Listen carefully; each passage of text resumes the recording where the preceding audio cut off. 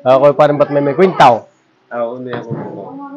May konting ano rin, may konting kaistihan medyo may konting kabastusan. Meron daw naggagawa ng bata. Oo. Eh, ito yung ating taong, huwag naman maganda ng simbahan. Taong simbahan. Ay yung pari daw at madre. Ay nahuli nito sa kristan ngayon. Ay hindi niya masabi dahil kita niya yan, actual. Ang ginawa niya, umakit siya sa kisama eh. Oo, hindi napansin nung ano eh.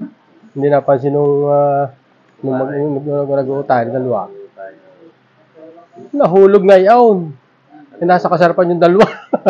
Nasa kasarapan pa? Oo, nasa kasarapan yung dalawa sa lantakan. Oo, ay nahulog. Sabi doon, Diyos ko ba, ano bumatak na yan?